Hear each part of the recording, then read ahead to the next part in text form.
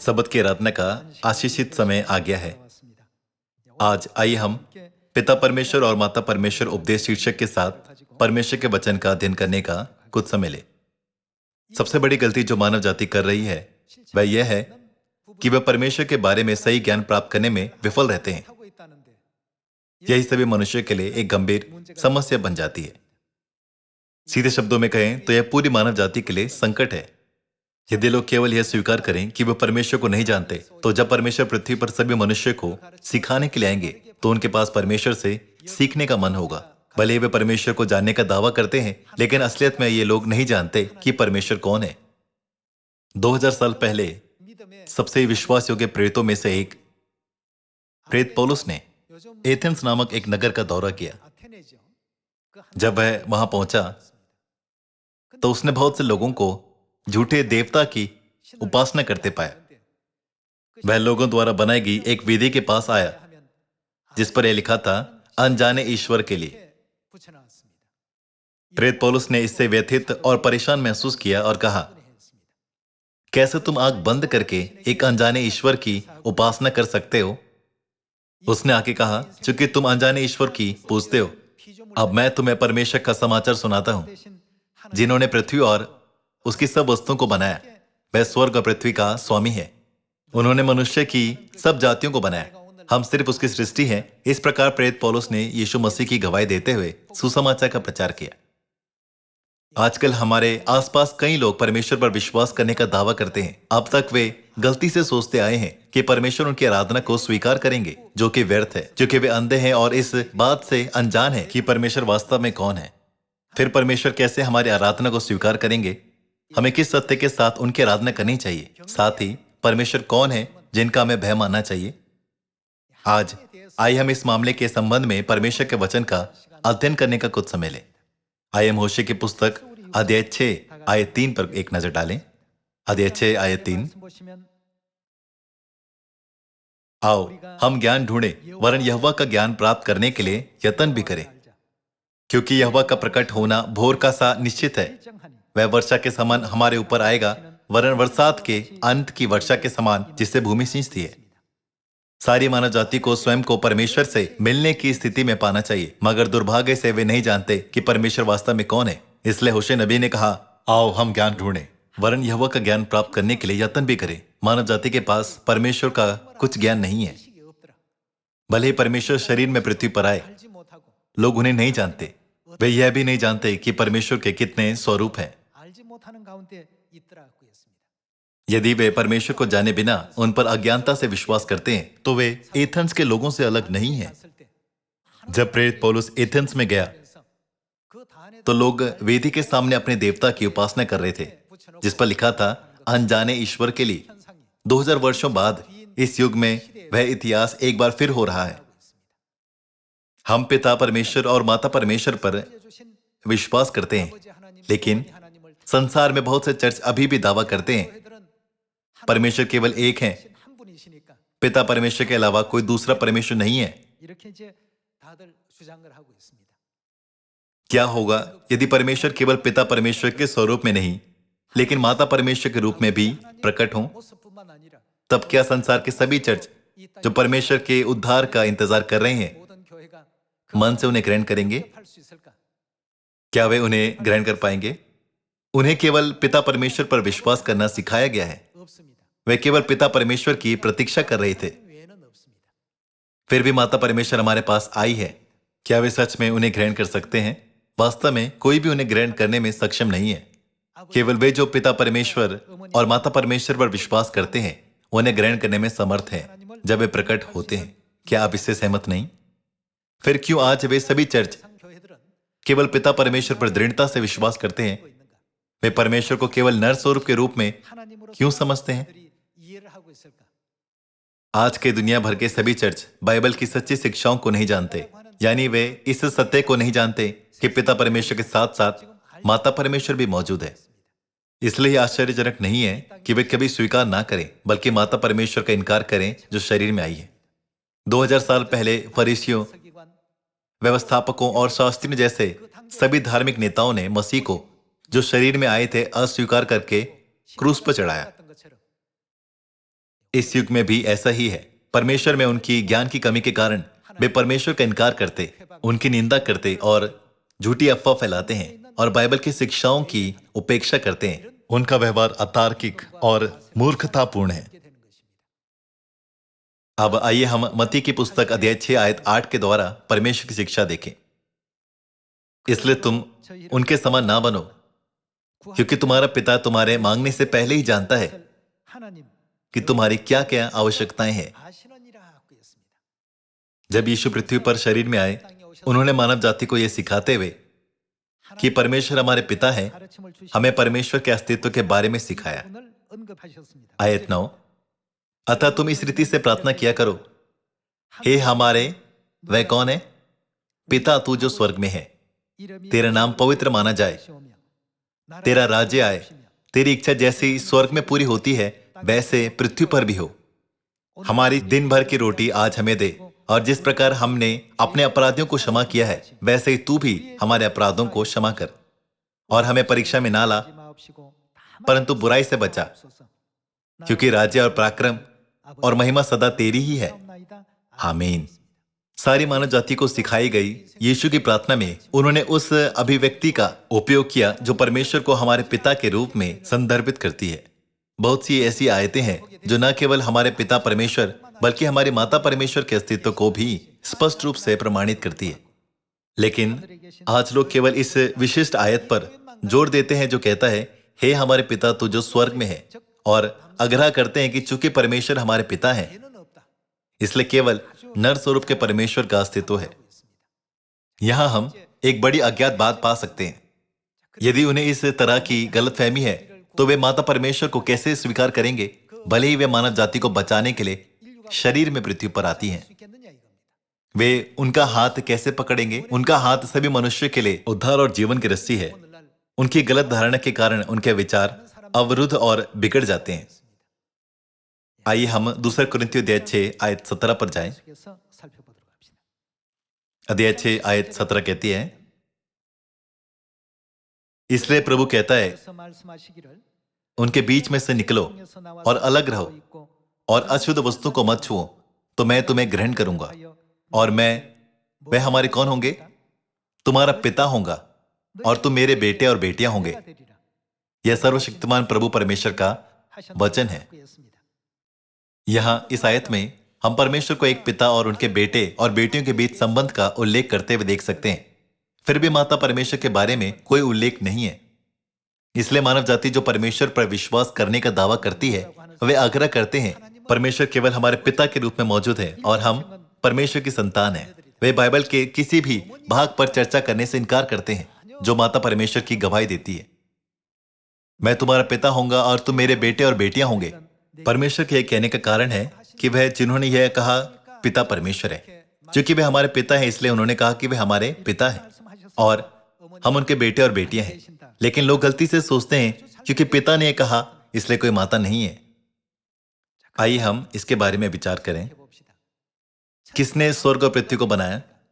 वह परमेश्वर है जिन्होंने सब कुछ बनाया। किसने नर और नारी को बनाया? परमेश्वर ने उन्हें भी बनाया। क्या परमेश्वर ने सभी चीजों को बिना किसी कारण के बनाया? परमेश्वर की सृष्टि में उनकी गहन इच्छा समाई है। फिर उन्होंने मानव जाति को एक परिवार बनाने की अनुमति दी। एक परिवार में पिता, माता, बेटे और बेटियां होती हैं। परमेश्वर ने इन सभी भूमिकाओं को एक परिवार में बनाया। यदि यह प्रणाली परमेश्वर द्वारा बनाई गई, तब अवश्य ही परिवार प्रणाली के अंदर परमेश्वर की महान इच्छा छिपी होगी। फिर परमेश्वर ने जब वह सारी मानव जाति को बना रहे थे, तब क्यों केवल नर को नहीं लेकिन नारी को भी बनाया? हमें समझना चाहिए कि इस पृथ्वी पर शारीरिक पिता और माता बनाने का परमेश्वर का प्रबंध क्या है। उनका अस्तित्व केवल हमें यह दिखाने के लिए है कि हमारे पास वास्तव में आत्मिक पिता और आत्मिक माता है। बाइबल की सभी 66 पुस्तकों में से यह परमेश्वर का अंतिम रहस्य है। आजकल मानव जाति समझ नहीं पाती कि परमेश्वर ने होशे की पुस्तक में आओ हम परमेश्वर का ज्ञान जाने पर जोर क्यों दिया। वे परमेश्वर की इच्छा को जानने से चूक जाते हैं। लिखा है यहोवा का प्रकट होना इसका अर्थ है कि परमेश्वर इस पृथ्वी पर शरीर में आएंगे।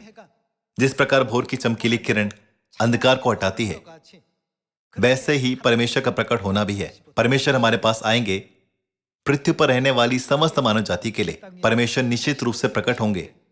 इस प्रकार होशे की पुस्तक अध्याय 6 में परमेश्वर ने सभी मनुष्य को उनसे मिलने और ग्रहण करने की चेतावनी दी।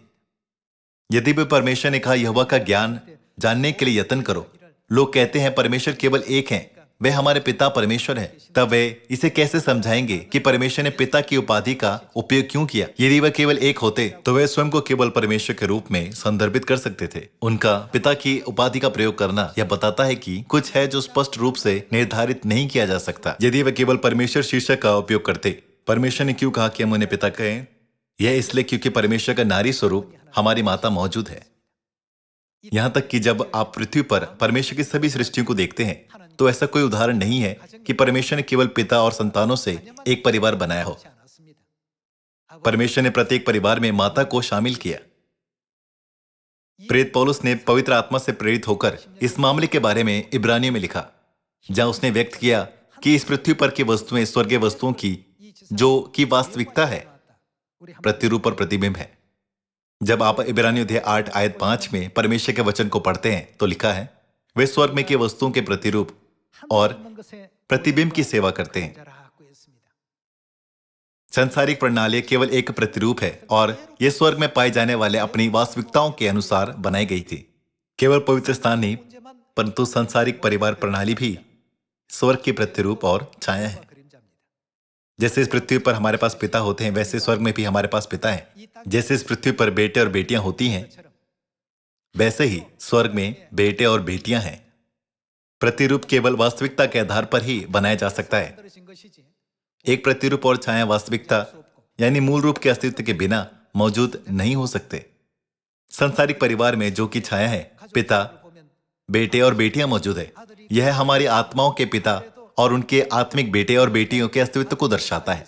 इस मामले के बारे में थोड़ी देर पहले हमने दूसरा कुरिन्थियों अध्याय 6 आयत 18 के द्वारा पढ़ा था। सांसारिक प्रणाली स्वर्गीय प्रणाली के साथ एक सटीक मेल है। इसके अतिरिक्त चर्च आज भी दावा करना जारी रखते हैं सांसारिक परिवार प्रणाली में माता है, लेकिन आत्मिक दुनिया में जो वास्तविकता है माता नहीं है। माता परमेश्वर मौजूद नहीं है, इसलिए चर्च ऑफ गॉड एक अजीब चर्च है। हम बिल्कुल भी अजीब नहीं है। हमारी शिक्षा पूरी तरह से बाइबल पर आधारित है और यह सीधे परमेश्वर की ओर से आती है। चर्च ऑफ गॉड ही एकमात्र चर्च है जो परमेश्वर की सभी शिक्षाओं का जैसे वे दी गई है वैसे ही ईमानदारी से पालन करता है। भले ही अन्य चर्च एक अज्ञात ईश्वर की उपासना करते हैं, लेकिन हम उन परमेश्वर की उपासना करते हैं जिन्हें हम जानते हैं। तब इस मामले पर बहस करने के बजाय क्या हमें बाइबल के माध्यम से सभी उत्तरों को नहीं खोजना चाहिए? आइए हम परमेश्वर द्वारा दिए गए उत्तरों को जानने के लिए उत्पत्ति अध्याय 1 पर जाएं। उत्पत्ति अध्याय 1 आयत 26। फिर परमेश्वर ने कहा, परमेश्वर ने क्या बनाया? मनुष्य को अपने स्वरूप के अनुसार, अपने स्वरूप में। और परमेश्वर ने मनुष्य को कैसे बनाया? अपनी समानता में बनाए। दुनिया में हजारों चर्च दावा करते हैं परमेश्वर केवल पिता परमेश्वर है, लेकिन बाइबल क्या कहती है? हम मनुष्य को बनाए, हम मानव जाति को बनाए। इस वचन को देखकर क्या हम स्पष्ट रूप से पुष्टि नहीं कर सकते कि परमेश्वर जिन्होंने सभी वस्तुओं को बनाया एक वचन नहीं बल्कि बहुवचन के परमेश्वर हैं? आइए हम फिर से आयत 26 पर जाएं। फिर परमेश्वर ने कहा, हम मनुष्य को अपने स्वरूप के अनुसार अपनी समानता में बनाए और वे समुद्र की मछलियों और आकाश के पक्षियों और घरेलू पक्षियों और सारी पृथ्वी पर सब रेंगने वाले जंतु पर जो पृथ्वी पर रेंगते हैं अधिकार रखें। आयत 27। तब परमेश्वर ने मनुष्य को अपने स्वरूप के अनुसार उत्पन्न किया। क्या यहां अपने स्वरूप के अनुसार का मतलब एक प्रतिलिपि नहीं? जब परमेश्वर के स्वरूप की एक प्रतिलिपि बनाई गई तो एक नर और एक नारी प्रकट हुए। फिर क्या यह स्पष्ट रूप से नर स्वरूप के परमेश्वर के साथ साथ नारी स्वरूप के परमेश्वर के अस्तित्व की गवाही नहीं देता? हम नर स्वरूप के परमेश्वर को पिता परमेश्वर कहते हैं इसलिए मानव जाति को नारी स्वरूप के परमेश्वर को क्या बुलाना चाहिए? सबसे सटीक उत्तर क्या होगा? माता परमेश्वर। यदि हम नर स्वरूप के परमेश्वर को, जिन्होंने श्वास और जीवन देते हुए मानव जाति को बनाया, हमारे पिता कहते हैं, तो निसंदेह नारी स्वरूप के परमेश्वर हमारी माता परमेश्वर है। उत्पत्ति अध्याय 1 से क्या परमेश्वर ने सारी मानव जाति को पिता परमेश्वर और माता परमेश्वर के अस्तित्व के बारे में जानने नहीं दिया? चूंकि हम नग्न आंखों से आत्मिक दुनिया को नहीं देख सकते, जो चौथा या पांचवा आयाम है, इसलिए क्या वे हमें बाइबल की शिक्षाओं के माध्यम से आत्मिक दुनिया को स्पष्ट रूप से देखने की अनुमति नहीं दे रहे? जब हम उन सभी चीजों पर एक नजर डालते हैं जिन्हें परमेश्वर ने पृथ्वी पर बनाया है, तो सभी पेड़ और पशु जिन्हें परमेश्वर ने बनाया, नर या नारी के रूप में अलग हैं। मनुष्य के साथ भी ऐसा ही है। क्यों परमेश्वर ने इसे इस तरह बनाया? क्योंकि नर स्वरूप के परमेश्वर और नारी स्वरूप के परमेश्वर दोनों मौजूद है। इसलिए उन्होंने एक साथ क्या कहा? हम मनुष्य को अपने स्वरूप के अनुसार अपनी समानता में बनाए। इस तरह स्वर्ग और पृथ्वी पर सभी चीजें बनाई गई। डोंगे पब्लिशिंग कंपनी द्वारा प्रकाशित पुस्तक the mysteries of the Bible में यह प्रश्न पूछा गया है कि परमेश्वर ने क्यों हम कहा? उन्होंने कहा कि इस मामले में चाहे जितने भी धर्मशास्त्रियों और विद्वानों ने शोध और अध्ययन किया हो, यह कुछ ऐसा था जिसे कोई समझ नहीं पाया। ऐसा क्यों है? ऐसा इसलिए क्योंकि परमेश्वर को एलोहिम कहा जाता है, जो एक बहुवचन संज्ञा है। बाइबल में एक वचन संज्ञा और बहुवचन संज्ञा दोनों का उपयोग किया गया है। जब यह विशेष रूप से एक वचन परमेश्वर को संकेत करता है, तो उसे एल के रूप में वर्णित किया गया है। हालांकि उत्पत्ति अध्याय 1 में यह लिखा है, आदि में परमेश्वर ने आकाश और पृथ्वी की सृष्टि की। यहां एक वचन संज्ञा एल के बजाय बहुवचन संज्ञा एलोहिम का उपयोग किया गया है। दूसरे शब्दों में इसका अर्थ है बहुवचन के परमेश्वर। शाब्दिक रूप से इसका अनुवाद इस प्रकार किया जाना चाहिए, आदि में बहुवचन परमेश्वर ने आकाश और पृथ्वी की सृष्टि की। यह शब्द बाइबल में लगभग 2500 बार दिखाई देता है, और इसके द्वारा हम संपूर्ण रूप से इस बात की पुष्टि कर सकते हैं कि परमेश्वर ने स्वयं को मानव जाति के लिए एक वचन परमेश्वर के रूप में नहीं बताया। आजकल असंख्य धर्मशास्त्री जो बाइबल का यत्नपूर्वक अध्ययन करने के लिए जाने जाते हैं, इसे बाइबल का एक रहस्य कहते हैं। वे सोचते हैं परमेश्वर ने बहुवचन संज्ञा का प्रयोग क्यों किया? उनके पास इस सवाल का जवाब नहीं है। लेकिन जब हम उत्पत्ति अध्याय 1 आयत 26 से 27 देखते हैं, तो इसका उत्तर खोजना बहुत आसान है। जब हम इस तथ्य को समझते हैं कि पिता परमेश्वर और माता परमेश्वर मौजूद हैं, तो यह तथ्य कि बहुवचन संज्ञा एलोहिम का उपयोग किया जा रहा है बिल्कुल भी अजीब नहीं है। लेकिन चूंकि वे बाइबल को एक निश्चित अवधारण के साथ देखते हैं कि केवल एक ही परमेश्वर है, इसलिए यह एक रहस्य के रूप में बना हुआ है जिसे कभी सुलझाया नहीं गया। यह बहुत ही आश्चर्यजनक है। परमेश्वर के प्रति दृष्टिकोण में अंतर के आधार पर हम जिस दिशा में आगे बढ़ रहे हैं, वह उनकी दिशा से भिन्न होगी।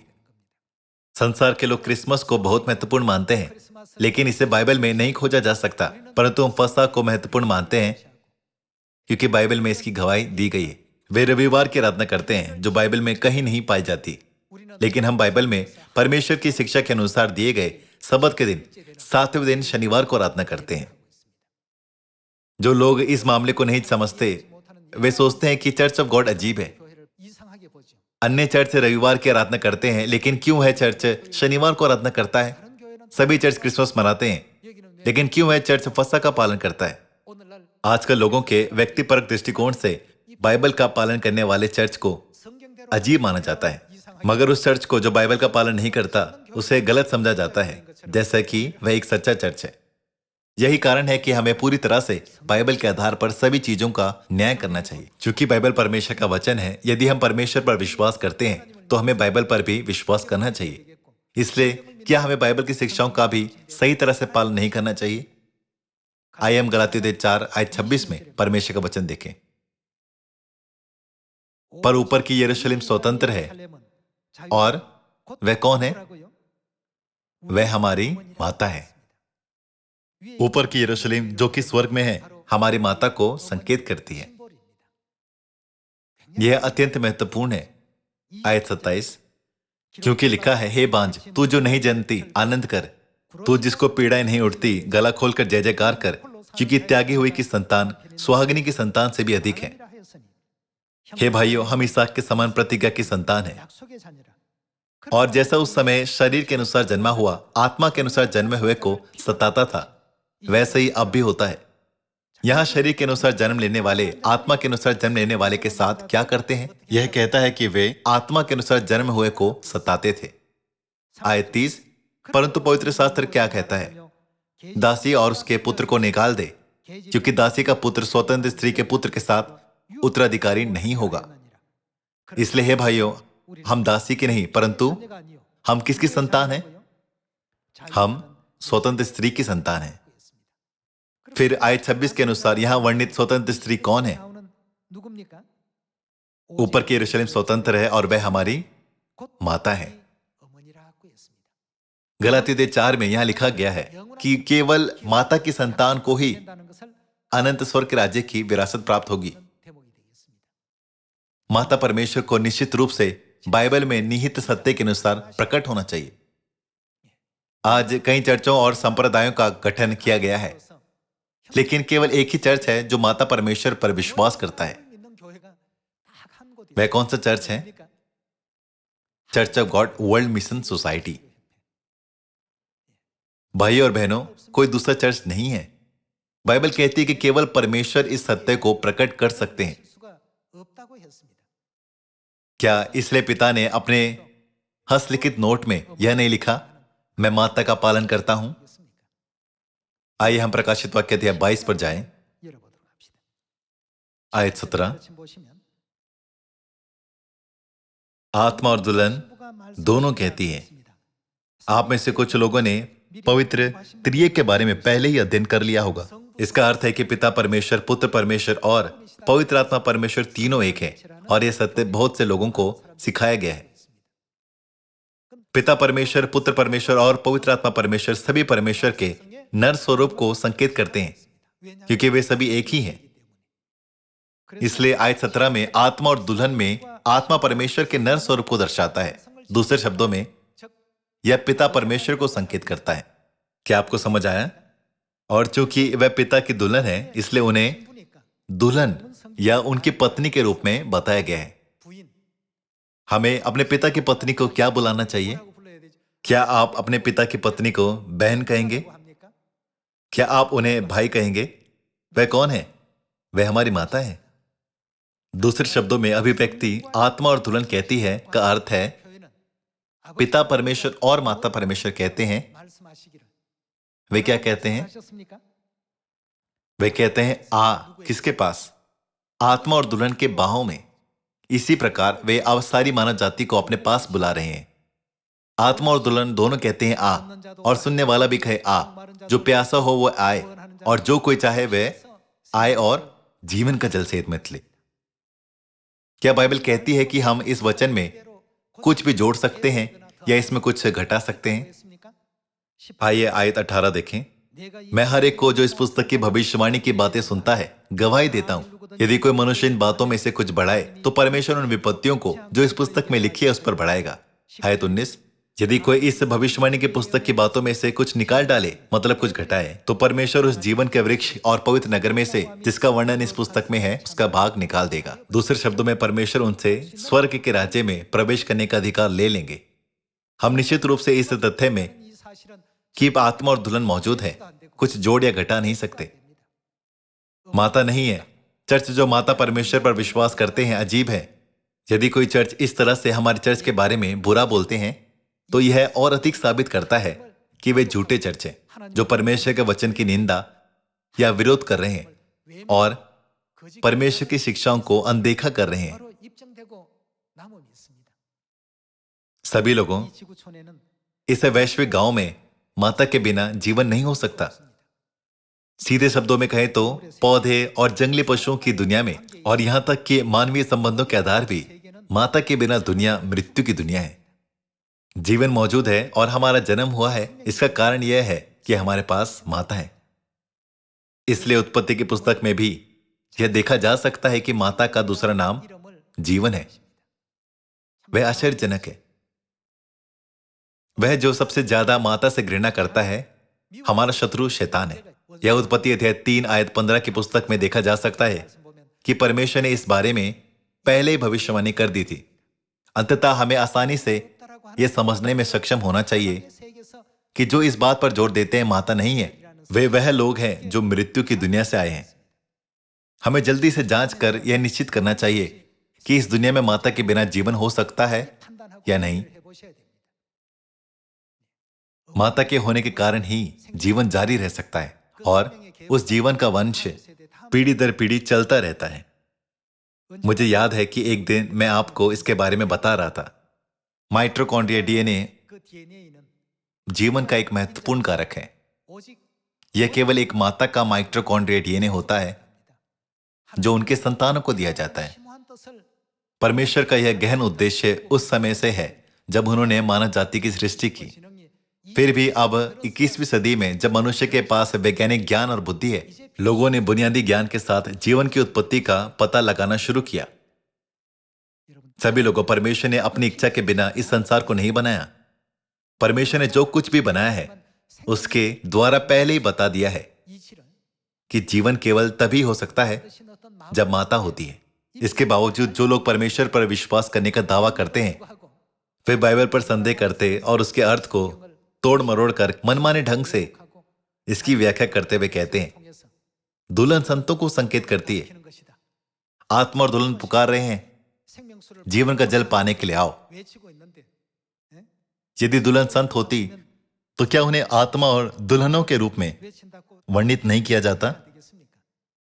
जब पिता परमेश्वर जो कि एक है और माता परमेश्वर जो एक ही है कहते हैं, जो प्यासा हो वह मेरे पास आए, जिन्हें उनके पास आना चाहिए वे संत है। इसके अतिरिक्त जो उन्हें बुला रहे हैं वह परमेश्वर होने चाहिए। भले ही बाइबल को समझना बहुत आसान है, फिर भी आज कई आत्माएं झूठी शिक्षाओं में फंस गई हैं।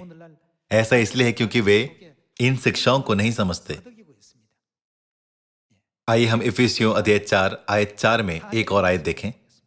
हमें अच्छी तरह से इस आयत का अर्थ पता होना चाहिए जिससे हम किसी से भी बाधित ना हो। एक ही देह है और एक ही आत्मा, जैसे तुम्हें जो बुलाए गए थे। अपने बुलाए जाने से एक ही आशा है, एक ही प्रभु है, एक ही विश्वास, एक ही बपतिस्मा और सबका एक ही परमेश्वर है। चूंकि यह कहता है एक ही परमेश्वर है तो कोई गलत समझ सकता है, लेकिन उसके बाद यह क्या कहता है? सबका एक ही परमेश्वर और पिता है।